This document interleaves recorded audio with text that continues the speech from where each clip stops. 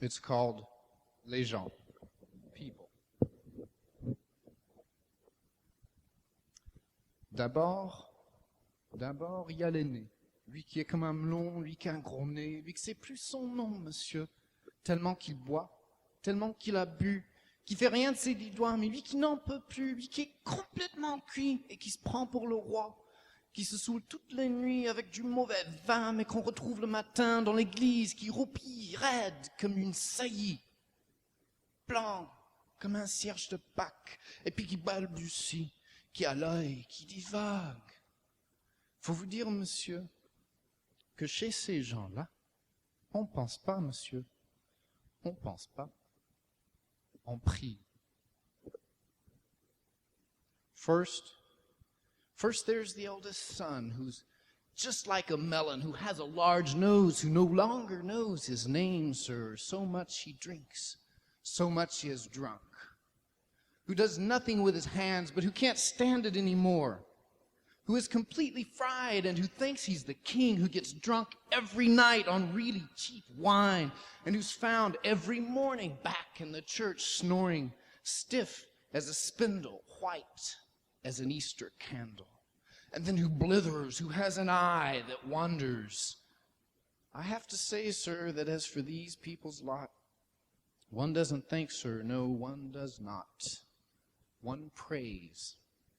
And then there's the other, with carrots for hair, who's never seen a comb, who's as mean as a disease, who'd even give away his clothes to some poor, happy folk, who has married Denise, a girl from the town, well, from another town, and that's not all, who meddles in little affairs with his little hat, with his little coat, with his little car, who would like to put on airs, but whose airs are all spent.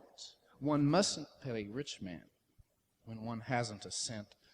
I have to say, sir, that as for these people's lot, one doesn't live, sir, no, one does not.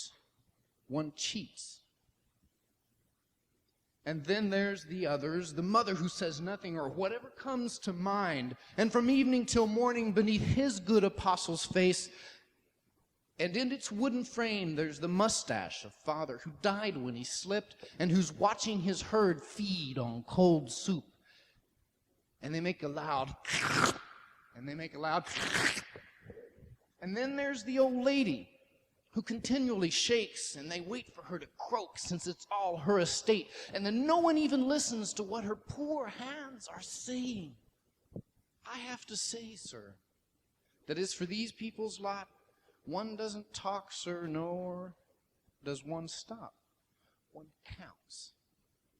And then there's Frida, who's as pretty as a sun and who loves me as much as I love my Frida, such that we often say to ourselves that we will have a home with plenty of windowsills and hardly any walls, and that we'll live on inside, and it will feel good at last, and that if it's not certain, it's at least a perhaps, because the others don't want it. Because the others don't want it. The others, they say just like that she's too pretty for me, that I'm barely worthy of slitting cats' throats. I've never seen any cats. Or, well, a long time ago, or maybe I forgot, or they didn't smell good.